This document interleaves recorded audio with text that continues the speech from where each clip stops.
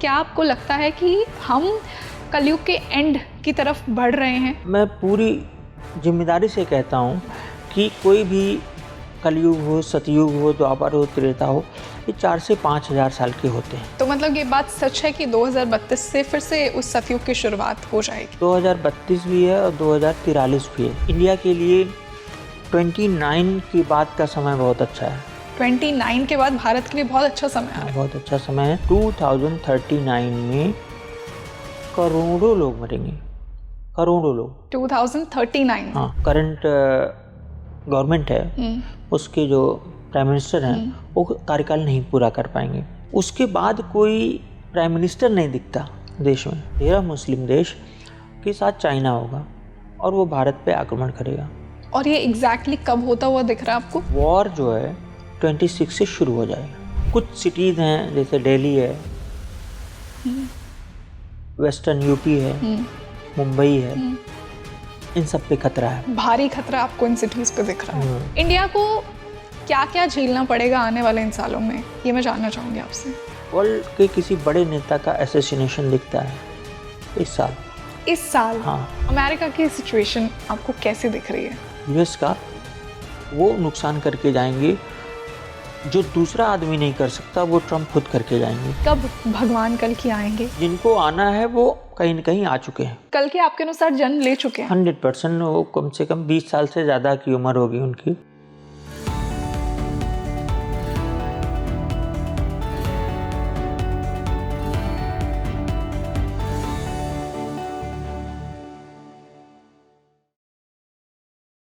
Hi everyone, a very warm welcome on the show and this is your host rangoli Sharma. देखिए, आज जो guest मेरे साथ स्टूडियो में जुड़े हैं ना, वो अपने प्रेडिक्शंस के लिए बहुत मशहूर हैं। आज मैंने आप सभी के लिए कुछ ऐसे बड़े प्रेडिक्शंस किए हैं जो भारत के लिए, वर्ल्ड के लिए, हम सबको देखने को मिलने वाले हैं। स्पेशली ये जो विंडो है 2026 से 2032 तक, जो लोग कहते हैं ना कि सतयुग की शुरुआत होने वाली है, क्या हम सच में सतयुग की तरफ बढ़ रहे हैं? क्या कुछ होने वाला है? क्या हम वॉर की तरफ बढ़ रहे हैं? ग्लोबली क्या कुछ होगा? इंडिया के लिए क्या कुछ होगा?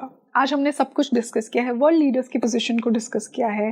ट्रंप के क्या एक्शंस होंगे, मोदी जी के क्या एक्शंस होंगे, इन सब पर हमने बात की है और कल्कि के आगमन पर भी बात की है।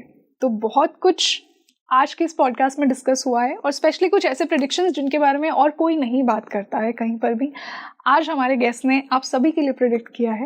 एंड आई एम श्योर कि आपको बहुत ही इंटरेस्टिंग लगेगा आज का ये पॉडकास्ट। आपके खुद के बहुत ओपिनियंस होंगे आज के इस पॉडकास्ट के बाद, जो मैं जानना चाहूँगी कमेंट सेक्शन में आपसे। And now I am sure आपने उन्हें गेस कर ही लिया होगा। I would like to welcome on Speaking Tree renowned astrologer astro Sushil Kumar ji. Sushil sir, welcome on the show. Such a pleasure to have you on the show today. और आज हम बहुत से बड़े प्रेडिक्शंस आपके साथ मिलकर करने वाले हैं। And I am sure sir कि इतना आपकी फॉलोइंग है अभी कि जो भी मेरा व्यूअर ये पॉडकास्ट देख रहा है, उन्होंने डेफिनेटली कोई ना कोई रील स्क्रॉल करते हुए आपसे कोई ना कोई बड़ा प्रेडिक्शन तो सुना ही होगा। तो आज के पॉडकास्ट में भी मैं कुछ ऐसे ही बड़े प्रेडिक्शंस पर बात करना चाहूँगी। तो सर, कहते हैं ना कि 2032 तक सतयुग की शुरुआत हो जाएगी, कलयुग के अंत को हम अप्रोच कर रहे हैं। तो इन सब सिचुएशंस का जो ग्लोबल केओस हो रहा है, उसका मैं एस्ट्रो एनालिसिस आपसे जानना चाहूँगी।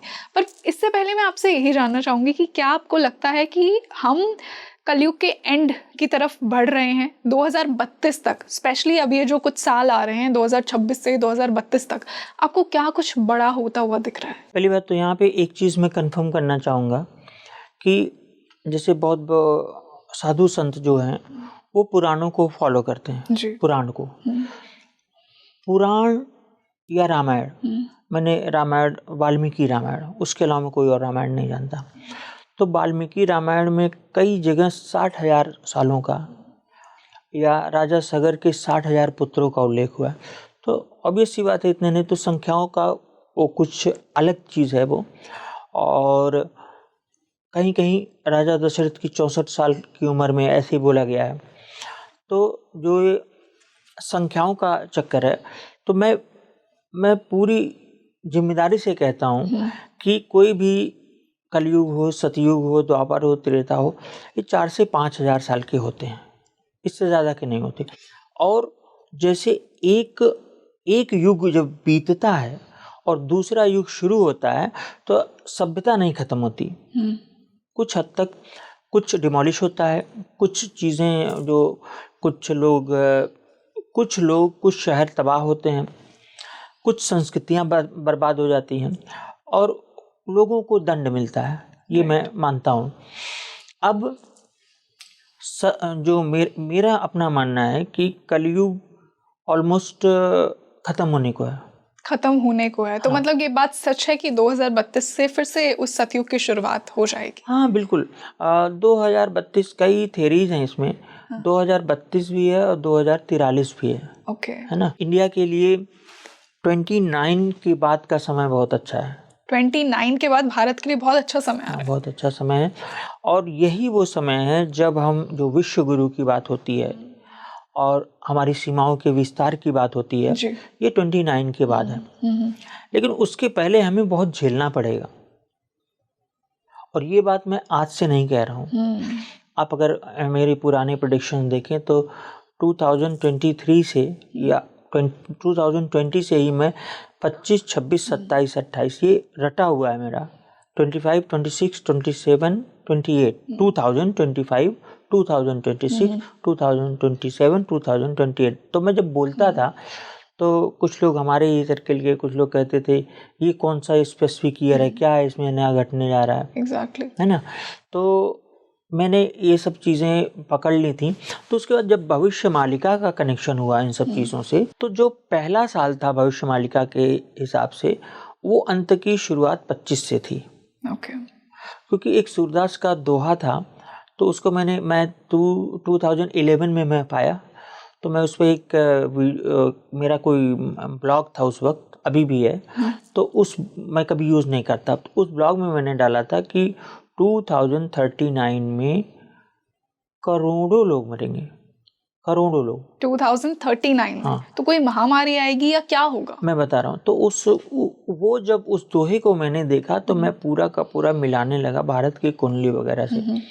तो महामारी नहीं आएगी, उसमें ऐसा भविष्य मालिका में कहा गया है कि मेघनाथ रावण का बेटा और शरीर धरे, ऐसे कर देह धरे, तो मतलब वो अवतार तो बोला नहीं जा सकता, पैदा होगा और वो दूसरे मजहब में पैदा होगा। तो ये जो मैंने तभी से 2011 से ही मैं बांग्लादेश और कलकत्ता को बहुत सेंसिटिव जोन कहता आया हूँ। मैं मतलब एक कहते हुए मुझे 12-13 साल हो गए। वो जो एरिया है कलकत्ता, नॉर्थ ईस्ट, पश्चिम बंगाल, इधर आएंगे तो थोड़ा सा उड़ीसा वगैरह, तो सारी कहानी यहाँ घटती दिख रही है। लेकिन वो जो भविष्य मालिका वाले वो उड़ीसा तक सीमित हैं इस चीज़ को लेके। तो वहाँ पे दो सभ्यताओं का, दो संस्कृतियों का युद्ध होगा और उसमें मतलब करोड़ों लोग मारे जाएंगे, ब्लडशेड होगा। तो ये सारी चीज़ें होंगी जो कि बहुत दुखद है। लेकिन मैं फिर से और ये लिखा हुआ है? हाँ, ये लिखा हुआ है। किसमें, कहाँ लिखा है? ये तो मेरी रिसर्च थी और ये लिखा था सूरदास या रैदास का कोई दोहा था। अब उस दोहे का कंप्लीट मिला मुझे पिछले साल। तो उस दोहे में भी ये लिखा हुआ है कि 25 से शुरुआत होगी। वो तो शक सम्मत के हिसाब से चलते हैं, तो उसमें साफ साफ है कि 25 से अंत की शुरुआत होगी। कोई भी चीज़ कंप्लीट अंत नहीं होती है ना। जब हिम युग आते हैं, मतलब आइस एजेस, तभी ये होता है।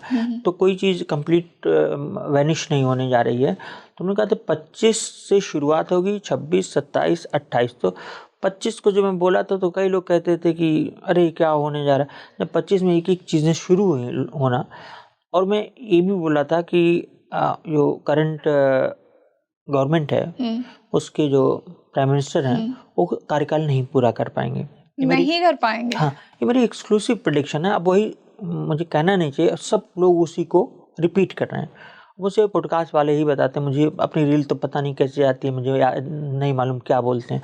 तो वो लोग जो कहते थे कि 2034 तक रहेंगे मोदी जी, वो लोग भी अब इसको कहने लगे हैं। तो उसमें क्या है कि 26 के या 27 में, ये मेरी भविष्यवाणी थी कि 26 या 27 में मोदी जी को जाना पड़ेगा। उनका आभा मंडल बहुत ही गिर जाएगा, और अगर आप देखें तो ट्रम्प जो भाषा का यूज़ कर रहा है और खून के घूंट हम भी पी रहे हैं, अमित भाई हमारे भी प्रधानमंत्री हैं, तो वो आभामंडल भी घट रहा है। ये 2 चीज़ों की भविष्यवाणी थी। उसके बाद युद्ध की भविष्यवाणी थी। भविष्यवाणिका में क्या लिखा है, 13 मुस्लिम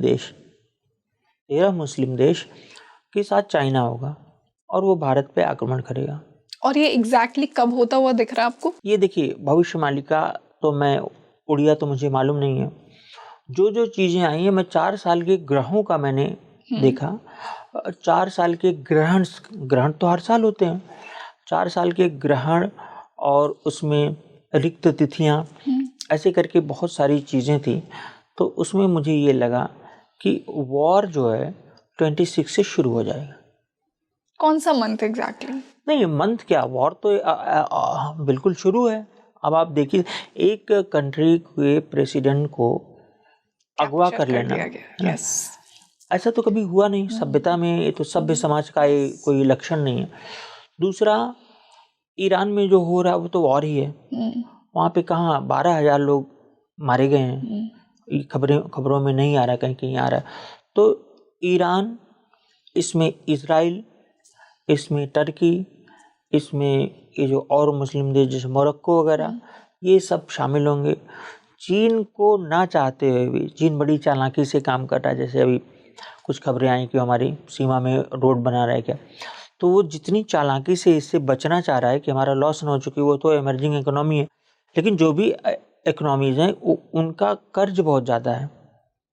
जैसे उनकी मान लीजिए 6 ट्रिलियन की इकोनॉमी है तो 7 ट्रिलियन कर्ज है। अमेरिका का भी यही है, अब जितनी इकोनॉमी उससे ज़्यादा कर्जा। तो ये अमेरिका तो ठीक है, सुपर पावर, उसको लगता है हमारा कुछ नहीं होगा। लेकिन चाइना को ये चीज़ लगता है कि मैं बिना इन्वॉल्व हुए सबको लड़ा के हो जाएगा। चाइना को इन्वॉल्व होना पड़ेगा, चाइना का बड़ा नुकसान भी होगा। और ये सारी कंट्रीज इंडिया के अगेंस्ट होंगी? हाँ, ये सारी रशिया छोड़ के। ओके। और ऐसा भी मैं नहीं कह रहा हूँ कि इंडिया तुरंत सबको मार के भगा देगा। इंडिया का नुकसान भी होगा, इंडिया का नुकसान होगा। कुछ सिटीज़ हैं जैसे दिल्ली है, वेस्टर्न यूपी है, मुंबई है, इन सब पे खतरा है। भारी खतरा आपको इन सिटीज पे दिख रहा है। और ये शुरुआत 2026 से ही हो चुकी है।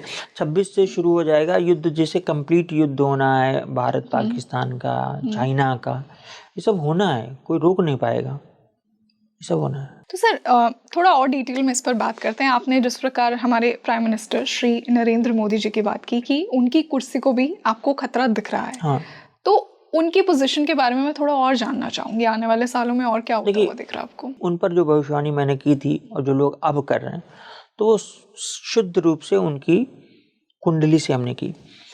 उनकी कुंडलियों में कुछ लोग कहते हैं कि 17 सितंबर के अलावा दूसरी कुंडली है 14 अगस्त के रोज। एग्जैक्टली। वो बिल्कुल गलत है, मैंने उस पर काम किया, कुछ भी नहीं मैच करता।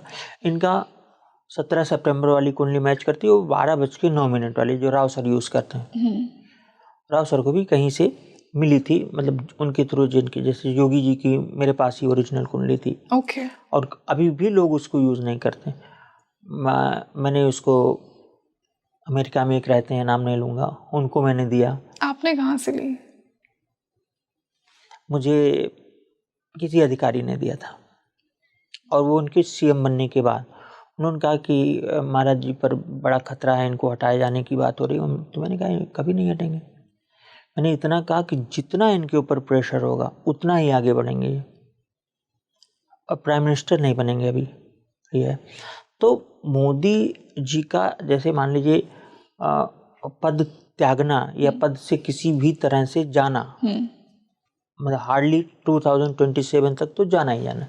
और ये तो, आप इस पॉडकास्ट पर आज हाँ बिल्कुल कह रहे हैं कि 2027 तक, हाँ 2027 तक जाना है। लेकिन वो उतना महत्वपूर्ण नहीं है। महत्वपूर्ण ये है कि यहाँ पे भविष्यवाणिका और मेरी भविष्यवाणी मैच कर रही है। उसके बाद कोई प्राइम मिनिस्टर नहीं दिखता देश में। रियली? अब इससे ज़्यादा मैं नहीं बोल सकता। प्राइम मिनिस्टर होगा तो 2029 और 30 में फिर से ये व्यवस्था शुरू होगी। तो इन बीच के सालों में एग्जैक्टली क्या होगा? No comments. लोग सोच सकते हैं इन बीच के साल टफ हैं, लेकिन उसी समय इन बीज के सालों में भारत जैसे बीज सड़ता है कोई, तभी नया पौधा अंकुर होता है, राइट, है ना। जैसे गेहूं को डाल दिए तो उसको सड़ना पड़ेगा, तो इस बीच भारत वो बीज है जो सड़ेगा, तब नई अंकुर फूटेगी। यहाँ पे नया एक युग शुरू होगा, जो शायद ईमानदार लोग हों, मेहनतकश लोग हों, एक दूसरे पर का धन हड़पने की कोशिश ना करें, माफिया ना हो, ये सारी चीज़ें नहीं होंगी। तो सर आपने कहा कि 2029 से तो आपको भारत के लिए बहुत अच्छा समय दिख रहा है, बट ये जो कुछ साल हैं टिल 2029 आपको काफ़ी चैलेंजिंग लग रहे हैं। तो क्या आपको बड़ी त्रासदी, बड़ा केओस होता हुआ दिख रहा है, स्पेशली इंडिया में? और अगर मैं ग्लोबल लेवल पर भी बात करूं, इंडिया को क्या क्या झेलना पड़ेगा आने वाले इन सालों में, ये मैं जानना चाहूँगी आपसे। देखिए, सबसे पहले तो हमको युद्ध झेलना पड़ेगा 2029। हाँ, और दूसरा एटॉमिक वार झेलना पड़ सकता है, एटॉमिक मतलब अटैक, न्यूक्लियर अटैक झेलना पड़ सकता है। और जैसा कि मैं पहले भी बताया हूँ कि दिल्ली शापित है, तो सबसे ज़्यादा खतरा दिल्ली पे है। दूसरी चीज़, साइमल्टेनियसली वर्ल्ड में भी यही चलेगा, जैसे यूरोप को पूरा यूरोप तबाह हो जाएगा। आज की डेट में भी आप देखें तो यूरोप की इकोनॉमी क्या है ना, तो यूरोप बड़ा नुकसान हो, यूरोप ना चाहते हुए भी, जैसे एक कई घटनाएं ऐसी हो रही हैं जो पता ही नहीं चल रहा। जैसे कोलंबिया का राष्ट्रपति कह रहा है कि हम मारेंगे ट्रंप को, पहले हम अमेरिका को हमला करेंगे। तो ये सब मतलब अजीब अजीब तरह की चीज़ें आ रही हैं। क्यूबा में यही कह रहे हैं कि हम लड़ेंगे, ये करेंगे, वो करेंगे। तो यूरोप का फ्यूचर अच्छा नहीं है। और रातों रात ईरान का झंडा बदलना और उस झंडे का उन्होंने वो सीधे करें, we are no more Islamic and हम पर्शियन हैं, तो ये भी हो सकता है कि वो क्रिश्चियनिटी में कन्वर्ट हो जाए, हिंदू न बने तत्काल रूप से। लेकिन 29 के बाद ये हमारा हिंदुइज्म बहुत बढ़ेगा। ओके, तो वो विश्व गुरु जिसकी हम बात करते हैं, हाँ कह सकते हैं, भारत आपको लेकिन कह सकते हैं, लेकिन मैंने शुरू से कहा कि अभी हम कोई गुरु नहीं बनने जा रहे हैं। जो कुछ होगा 29 के बाद होगा।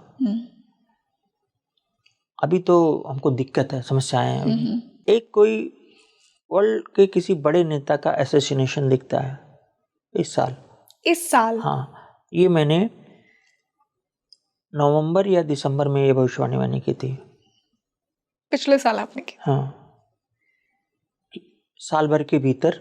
क्या आप नाम लेना चाहेंगे? नहीं, नाम लेना ठीक नहीं है, लेकिन वो एक बड़े नेता का होगा और वो मान लीजिए कि एक्सीडेंटली हो जाएगा, कि चाह रहे हैं किसी और को मारना, किसी ग्रुप को मारना, चोट लग जाए, ये हो जाए, इस तरह का हो। तो मैं ये कह रहा हूँ कि ज़्यादा नहीं, जनवरी और फरवरी ही हम मिड मार्च तक इसमें से जितनी चीज़ें मैंने बताई, इसमें से कम 30% घटेंगी, ये घटनाएं होंगी मार्च तक। ना हम जनवरी में हैं, अभी आप जनवरी के मिड में, तो मार्च तक कई नेशन डिस्टेबलाइज होंगे, युद्ध की पूरी तरह से शुरुआत हो जाएगी। और जैसे लोग, पता चला कि मोबाइल में न्यूज़ पढ़ रहे हैं, 24 घंटा केओस है, इस तरह की चीज़ें चलेंगी। जैसे बहुत सारी चीज़ें होंगी, बहुत सारी चीज़ें होंगी। मतलब जैसे इकोनॉमिकली कई आदमी अस्थिर हो जाएंगे, इंडिविजुअल्स, उनके पैसे गायब, मतलब चले जाएंगे, है ना, इस तरह का है। और वॉर और भूकंप, ये सब मार्च तक हो जाएगा। मार्च तक शुरू हो जाएगा। मतलब आपको बहुत ज्यादा अर्थक्वेक्स इस साल होते हुए दिख रहे हैं, ऐसा? नहीं, बहुत ज़्यादा का मतलब ये है कि हाँ, बहुत ज़्यादा मान के चलिए, खासकर वही जो उत्तराखंड और हिमाचल का एरिया, वहाँ पे ज़्यादा दिखता है। और क्या आपको नेचुरल कैलामिटीज होती हुई दिख रही हैं सर? नेचर कैसे बदला लेगी हमसे, क्योंकि हम इतना नेचुरल कैलामिटी जो दिखती है वो बॉम्बे के आसपास जो सी शोर है वहाँ पे सुनामी की तरह दिखता है, और उड़ीसा में, उड़ीसा में भी दिखता है। देखिए क्या है कि हम नेचर के खिलाफ यहाँ खेलते हैं, कांड कहीं और होता है। जैसे यहाँ पे हमने कोई चीज़ उजाड़ी, जंगल उजाड़े, सब कुछ हुआ, तो पता चला उसका असर दूसरी जगह पड़ा। वो सब क्रियमान कर्म है, कैसे कर्म है, कर्मों की अलग अलग थ्योरी उसके हिसाब से होता है।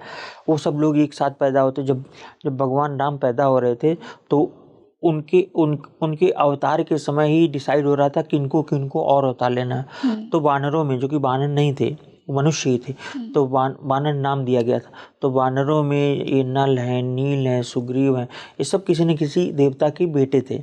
वो सब लोग साथ में ही अवतार लेते हैं, इधर ये लोग आते हैं, उधर वो लोग आते हैं जी। तो इस तरह का होगा। सर, यहाँ पे आपने एक बहुत इंपॉर्टेंट बात कही कि रशिया से हमें बहुत सपोर्ट मिलेगा, तो रशिया का जो कनेक्शन है इंडिया से, आने वाले कुछ सालों में इस पर भी मैं आपसे जानना चाहूँगी। आने वाले साल क्या हमेशा रहेगा रशिया? नहीं, स्पेसिफिकली जो वॉर लाइक सिचुएशन की आप बात कर रहे हैं। हाँ, रशिया तो हमारी जितना मदद हो सकती है उतना मदद करेगा। और रशिया हो सकता है, इजराइल के बारे में तो हमने नहीं देखा, लेकिन रशिया मदद करता हुआ दिखेगा। और उस वक्त बड़े बड़े देश की स्थिति खराब हो जाएगी। जैसे उस वक्त ये आप कह सकते हैं कि कोई नई लीडरशिप या कोई नया आदमी आ जाए जो भारत पे राज करे, लेकिन ये तब होगा जब एक बार हमारा नुकसान हो चुका होगा।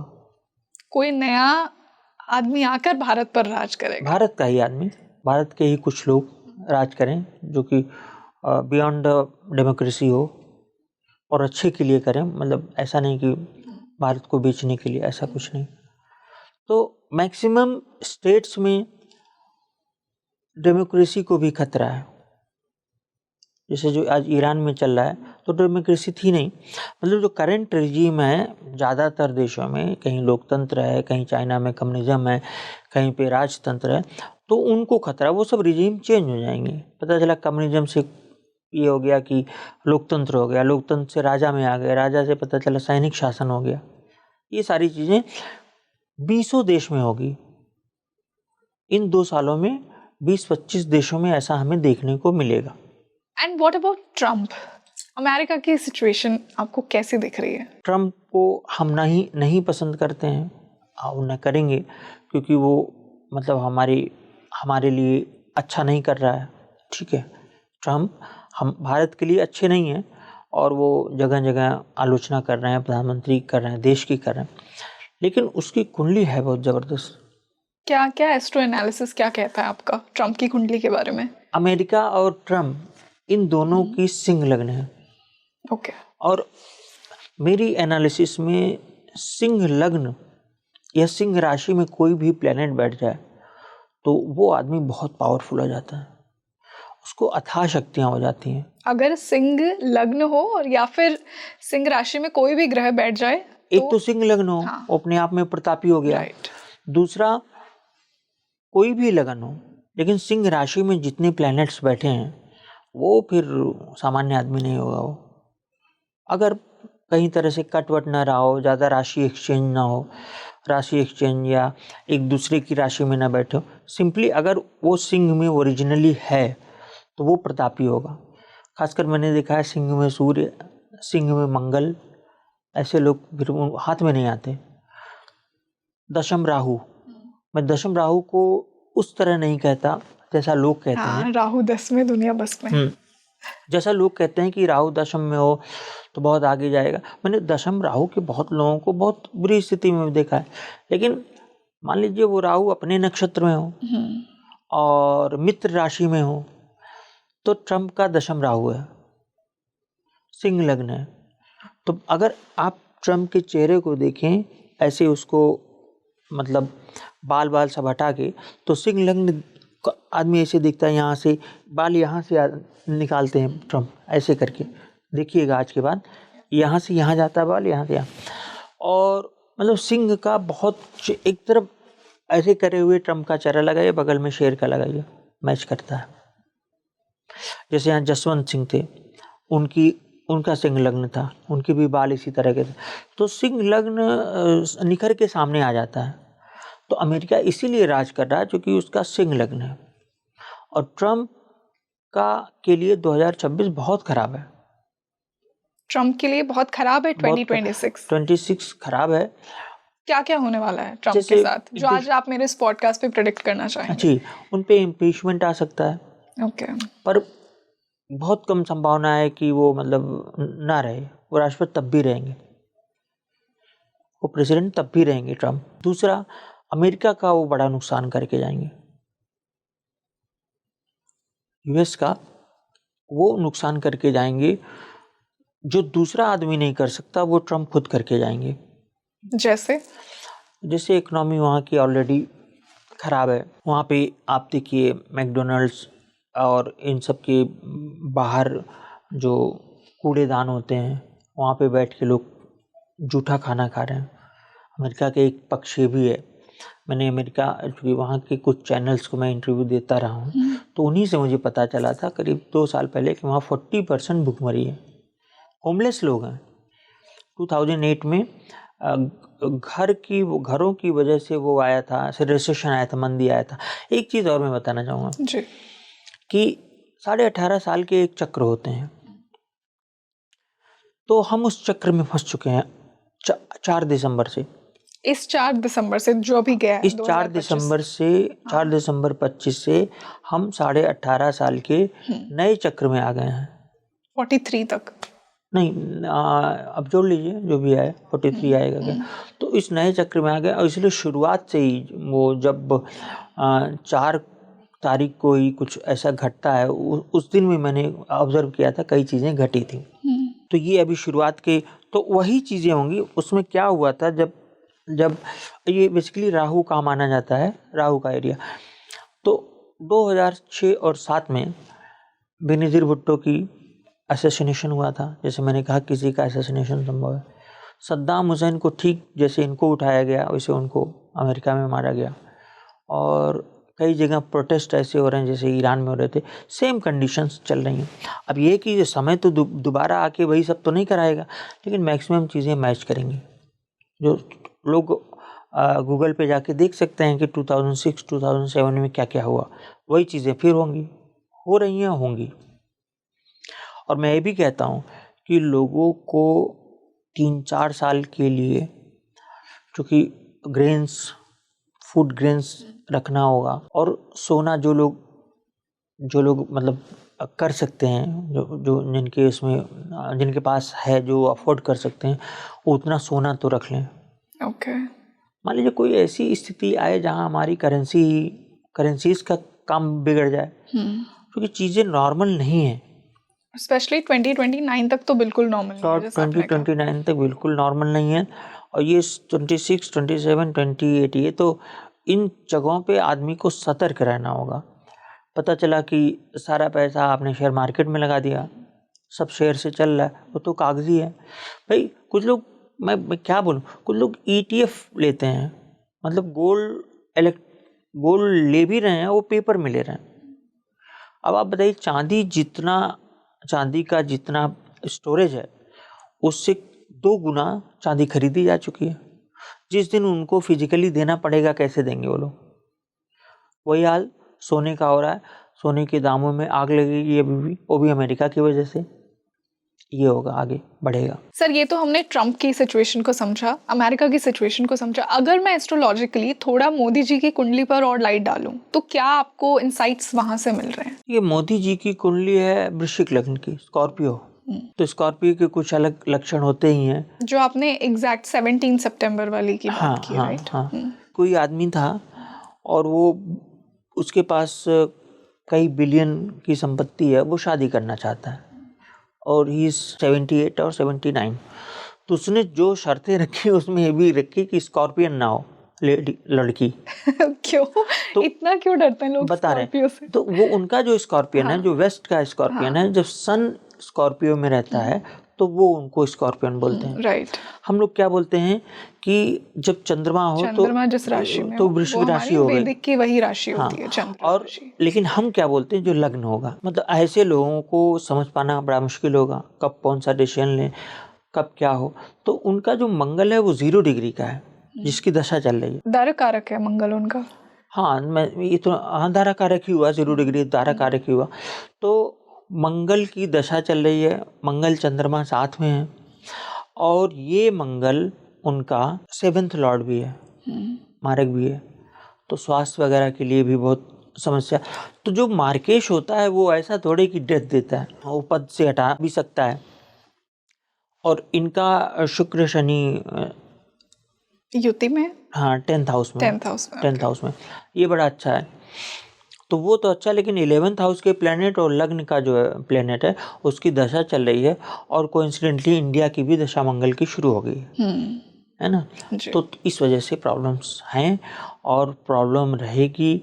और उनका अभी 26 की फरवरी के बाद से थोड़ा सा और दिक्कतें आएंगी। अब पावर ट्रांसफ़र किसको होगा ये बहुत बड़ा मुद्दा बनेगा, लेकिन मोदी जी तो मतलब इस्तीफा देंगे या जाएंगे जो भी। सर, सिंस आज आप मेरे इस पॉडकास्ट पर ये कह रहे हैं कि मोदी जी इस्तीफा देंगे, तो आपको और कौन पावर में आता हुआ दिख रहा है? अगर आप थोड़ा हमें हिंट करना चाहें, so that you know my viewers can come back to this podcast. मुझे कोई नहीं दिख रहा। नहीं, लेकिन आपने कहा कि कोई और इंडिया का आके पावर में होगा। हाँ, वो जरूरी नहीं कि पॉलिटिशियन होना, कोई अननोन आदमी भी हो सकता है, पॉलिटिशियन नहीं होगा कोई। ओके सर, हमने काफ़ी बड़े प्रेडिक्शंस को डिस्कस किया। अब एक बहुत बड़ा जो प्रेडिक्शन है, और जब हम दुनिया में इतने क्योस की बात कर रहे हैं, हमारे ग्रंथों के हिसाब से ही मैं कह रही हूँ, भगवान कल्कि का आगमन, आपके अनुसार कब भगवान कल्कि आएंगे? क्या वो जन्म ले चुके हैं? कल्कि को लेकर बहुत सी थ्योरीज हैं, आपके अनुसार क्या आपका एनालिसिस कहता है? देखिए, जब भगवान राम आए थे तो उस वक्त किसी को नहीं मालूम था कि ये कोई अवतार है। अवतार तो बाद में जी बताया गया। और भगवान कृष्ण आए, उसके बाद के किसी अवतार को मैं मानता नहीं। जो कुछ लोग कहते हैं कि बुद्ध हैं, बलराम हैं, जो भी हो। तो इस समय जो अवतार आएंगे वो इस समय के अकॉर्डिंग होंगे। ऐसा नहीं कि मुकुट पहने हों और तलवार लगाए हों कि वो एक श्वेत घोड़े पर आएंगे। हाँ, श्वेत घोड़े पर जिनको आना है वो कहीं न कहीं आ चुके हैं। वो कल के आपके अनुसार जन्म ले चुके हैं 100%। वो कम से कम 20 साल से ज़्यादा की उम्र होगी उनकी, कहीं पे होंगे। जो लोग कह रहे हैं तपस्या कर रहे हैं, ये सब बेकार की बात। तपस्या कौन करता है इस समय? कोई राजा जो होगा वो तपस्या करेगा? हो सकता है ट्रेनिंग हो रही हो किसी की, मतलब उनकी कोई ट्रेनिंग चल रही हो। भगवान का मतलब ऐसा थोड़े कि सारी शक्तियों को लेके कोई पैदा थोड़े होता। भगवान राम को वशिष्ठ और विश्वामित्र से शक्तियाँ मिलती हैं, तब वो जाके आगे बढ़ते हैं। तो कहीं ट्रेन हो रहे हो, कोई मिशन हो सकता है उनका अपना चल रहा हो। तो भगवान तो बाद में कहे जाएंगे ना, जब घटना घट जाएगी तो देखा जाएगा इसमें भगवान कौन थे, कल्कि कौन थे। लेकिन सर एक बात पे देखिए कि भगवान श्री राम और कृष्ण जी जब अपनी लीला करके चले गए तब हमें पता लगा, लेकिन जब कल्कि की बात करते हैं तो वो उनका इतनी बात पहले से ही हो रही है। तो what makes him so powerful? आप खुद देखिए कि पहले से ही ऐसी कथाएं हो रही हैं, ऐसे डिस्कशंस हो रहे हैं उनके बारे में, उनका वेट कर रहे हैं लोग आगमन का। जी, मेरे पास एक कुंडली आई थी, बताया गया कि ये कल्कि की कुंडली। अब तो मुझे वो कुंडली भूल गई, पर वो एक अवतार की ही कुंडली थी। क्या था उसमें ऐसा स्पेशल, मतलब कि आपको लगा कि एक अवतार की? Most of the planets exalted थे। जैसे रामायण में राम जी के प्लैनेट्स कहते हैं सब उच्च के थे, सब उच्च के नहीं थे। नहीं, सब उच्च के। उसमें कहा था स्व उच्च, या तो स्वग्रही या उच्च के, और भी सिर्फ 5 ग्रह। गज केसरी फर्स्ट हाउस में था। जैसे उनका जो सूर्य था वो न उच्च का था न स्वग्रही था, तो यही है। तो ना कोई नीच का था। तो उनकी कुंडली जो मिली उसके अकॉर्डिंग बहुत ही बढ़िया कुंडली थी। सूर्य भी उच्च का था, मंगल भी उच्च का था, और वो कुंडली अब तो मेरे ध्यान में नहीं है। अगर उसी तरह के कुंडली का कोई व्यक्ति आ चुका है, और देखिए अभी तो हो सकता है बहुत ज़्यादा, अब कोई उस तरह का ड्रामा नहीं कर सकता ना कि मैं भगवान हूँ, मैं कल्कि हूँ। कई लोग किए, कई लोग हुआ, पर वो आएंगे जब ये सब ये युद्ध की स्थितियां होंगी तो कोई आदमी रहेगा, उनको शुरू में कोई भगवान नहीं कहेंगे। जिस तरह लोग रहते हैं आम आदमी की तरह रहेंगे, है ना। तो भगवान तो लास्ट में बनाए जाते हैं। हाँ। जब हम सबको उनकी महिमा का और पावर का पता लग जाता है ना, तो सर जैसा आप कह रहे हैं कि कल्कि जन्म ले चुके हैं, तो आपके अनुसार ही मैं ये जानना चाहूंगी, क्या कल्कि को पता है कि वो कल्कि हैं? नहीं पता उन्हें। तो वो एक बहुत ही नॉर्मल लाइफ में आए हैं, मेरा ये भी मानना है। या फिर उन्होंने कोई बहुत ही शाही खानदान में जन्म लिया है? नहीं, नॉर्मल जो पुराणों में वर्णन है, जो भविष्यमालिका में है कि वो सामान्य घर में जन्म लेंगे। अभी तक भगवान मुख्य रूप से क्षत्रिय घरों में और छोटे मोटे राजा के घर में, जो भगवान राम तो एक बड़े राजा के घर में पैदा हुए। भगवान कृष्ण राजा नहीं तो क्षत्रिय थे, लेकिन एक छोटी सी रियासत में पैदा हुए थे, मतलब मथुरा में जो भी। तो अब जो है वो ब्राह्मण के घर आए हैं। ब्राह्मण, अब वो संभल उड़ीसा का है या उत्तर प्रदेश का है, अभी ये गारंटी के साथ मैं नहीं कह सकता। सर बहुत डाउट है और बहुत से लोग डिफरेंट चीजें बोलते हैं, डिफरेंट नहीं, मैं तो वही बोलता हूँ जो इस पर मैं श्योर हूँ। तो जो लोग ज्योतिष को जानते हैं, ज्योतिष के लिए क्यूरियस रहते हैं, ज्योतिष की वीडियोस देखना चाहते हैं, तो आदमी की शक्ल देखिए ना जो बोल रहा है, कुछ तो पता चलेगा।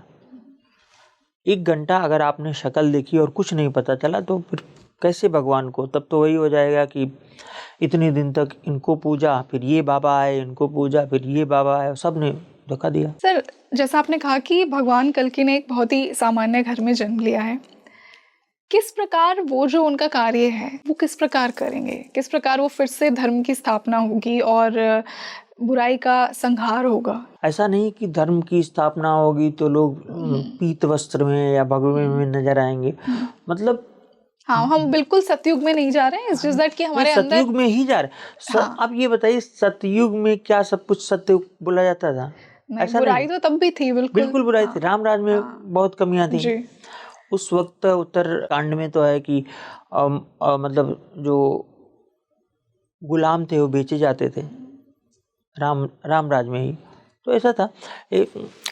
अपने धर्म को मतलब इतिहास की तरह से लीजिए तो ज़्यादा अच्छा है, क्योंकि आपके पास सब कुछ है। हमारे पास जो कुछ है वो किसी किताबी धर्म में नहीं। भगवान कल्कि या जो भी उस वक्त आएंगे उन धर्म की स्थापना करेंगे, मतलब लेसर रिवील जो ऐसे लोग हैं उनके लिए पता चला उनके खिलाफ छापे पड़ जाएं, सारे पैसे ले लिए जाएं, गायब कर दिए जाएं, या उनको दंड मिल जाए और लोग मार दिए जाएं। कोई ऐसी शासन सत्ता है उनको सीधे उड़ा दें, घर सहित गायब हो जाएं। तो इस तरह का होगा। भगवान राम ने जो मारा वो कोई राक्षस, कोई ऐसा थोड़ा था कि उनकी सींग पूंछ थी, बस वो दूसरे लोग थे, सेम मामी लोगों की तरह थे। बिल्कुल ना कोई उनकी सींग निकली थी, ना कोई जैसे इसमें दिखाया गया हनुमान जी पूंछ है, ये है वो, तो पूंछ उनका वो ऊपर से पहनने वाला आवरण था, है ना। वानर एक जनजाति थी, रीछ एक जनजाति थी, पक्षी जैसे वो हुए जो माता सीता को बचाते वक्त हुए थे जामुन, तो सब पक्षी भी एक जनजाति थे, ऐसा थोड़ा था। फिर बानरों में एक से एक वर्णन आता है, पेरू से लेके कहाँ कहाँ लोग आए थे, और सुग्रीव तो खुद अपने आप में एटलस थे। अभी भी रामायण का मेरे हिसाब से सिर्फ एक सबूत है, खुद में बोस्ट नहीं करना चाहिए। हमारे पास सबूत है रामायण का कि पेरू में एक ट्राइडेंट है, एक त्रिशूल है, और करीब होगा वो 1000 फीट का, और चौड़ा भी उतना। नीचे एक बेदी बनी हुई है, उसको बोला गया है कि अनंत इंडीज पर्वत पर है वो। तो पेरू ने जब रामायण की सेम रामायण का वाक्य जो श्लोक है वो करके है, कांचन करके, मतलब सोने की तरह दिखता हुआ, तो वो 100%। उस पर एक बुक भी है, कोई देसाई है, मित्रा देसाई की बुक है अनंता द फ्लैग, है ना। तो वो एक सबसे बड़ा उदाहरण है, वही एक है। और क्योंकि वो बहुत पर्वत पर है, सब कुछ है, तो जब सुग्रीव भेजते हैं तो बताते हैं वहाँ जाओगे तो ये चिन्ह मिलेगा। और वो चिन्ह वहीं पे है। कई लोग हमारे परिचय में गए भी, देखे भी, उनके इंस्टाग्राम पे वो वीडियोस भी हैं। ये सबसे बड़ा निशान है।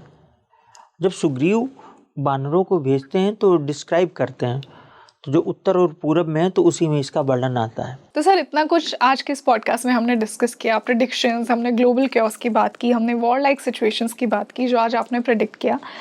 ऐसे समय में जब हमें इतना कुछ देखने को मिलने वाला है, हम खुद को कैसे प्रिपेयर कर सकते हैं? किस कॉन्शियसनेस में, किस स्टेट ऑफ माइंड में हम आने वाली कुछ सालों को अप्रोच करें? क्योंकि भय पैदा करने वाली ये सिचुएशंस कहीं ना कहीं हमें लगती हैं डेफिनेटली। हाँ, तो कलेक्टिवली हमारा क्या करना? मेरा तो ये मानना है, कुछ कहा गया है वो तो घटना है, और लेकिन उससे डर डर के तो कोई रह नहीं सकता।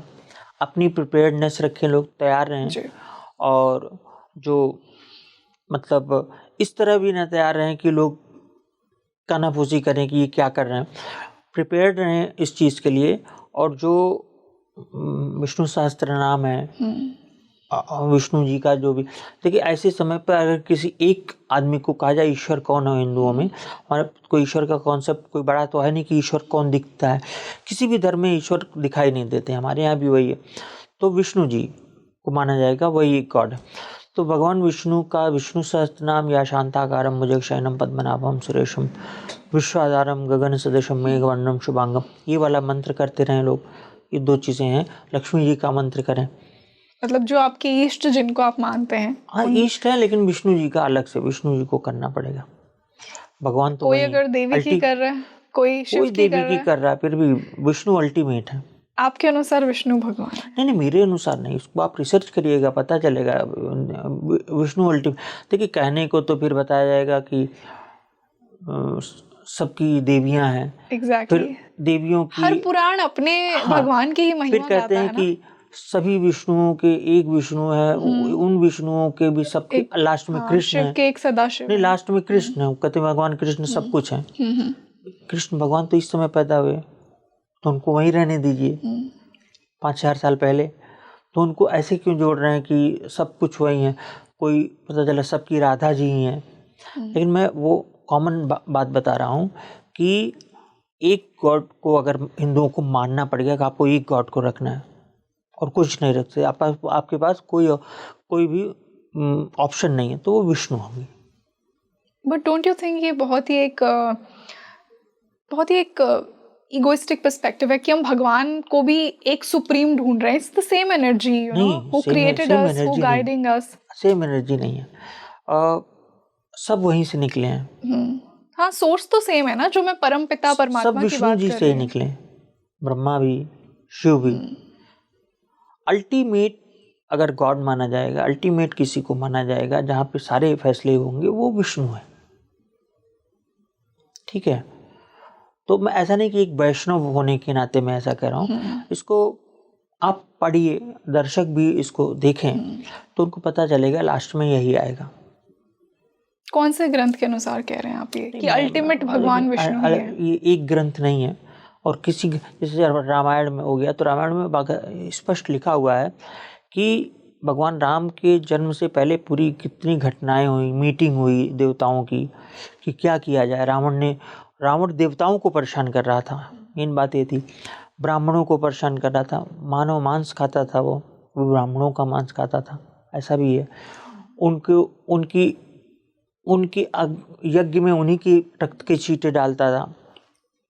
तो उससे परेशान होकर सब लोग अंत में आए कि विष्णु जी को कि आपको धरती पे जाना होगा। तो जब वो राम के रूप में आते हैं, तो तब राम जी को थोड़े मालूम है कि मैं विष्णु हूँ। ये सब चीज़ें थोड़ा सा वो रखनी चाहिए। लेकिन एक अगर परम पिता में एक आदमी को मानना पड़े, मैंने कहा ना, अगर सारे ऑप्शंस को छोड़ दिया जाए, तो एक मेरे हिसाब से विष्णु है। चलिए, that I leave to my viewers कि वो क्या सोचते हैं, उनकी रिसर्च क्या कहते हैं कि कौन है वो अल्टीमेट परमात्मा। पर आज का जो हमारा ये पॉडकास्ट था, ये कम्प्लीटली आने वाले कुछ सालों के लिए था। जो मेजर प्रेडिक्शंस हमने की, क्या कुछ होने वाला है, पॉलिटिकल सिचुएशन को डिस्कस किया। एंड आई एम श्योर कि ऑडियंस के भी अपने व्यूज़ होंगे, ऑडियंस के अपने ओपिनियंस होंगे, और देखते हैं कि क्या कुछ हमें देखने को मिलने वाला है। I would want my viewers to come back to this podcast, जो आज हमने बड़े predictions किए, और जो आपने एक लास्ट नोट पे हमें कुछ solutions बताए कि collectively हम क्या कर सकते हैं जब इतना chaos हो रहा है। So thank you so much for joining us today. तो आज के पॉडकास्ट में हमने बहुत से बड़े ग्लोबल प्रेडिक्शंस की बात की, इंडिया के लिए क्या कुछ होने वाला है आने वाले सालों में। जिस सतयुग की हम बात करते हैं, क्या हम पहुंच गए हैं? क्या कलयुग अंत हो चुका है? कहाँ से ये डिस्कशन स्टार्ट हुआ और हम अल्टीमेट परमात्मा पर आ गए? तो आपके लिए भी बहुत कुछ आज के पॉडकास्ट में लिखने को है। आपको क्या लग रहा है कि आने वाले सालों में क्या होगा? आप अपने ओपिनियंस मुझे बताइए, और आने वाले पॉडकास्ट में हम सर के साथ और कौन से टॉपिक्स पर बात करें वो भी मुझे कमेंट सेक्शन में बताइए। मैं आपके लिए ऐसे ही इंट्रीगिंग डिस्कशंस स्पीकिंग ट्री पर लेकर आती रहूंगी। This is your host Rangoli Sharma. I see you in another podcast. नमस्ते।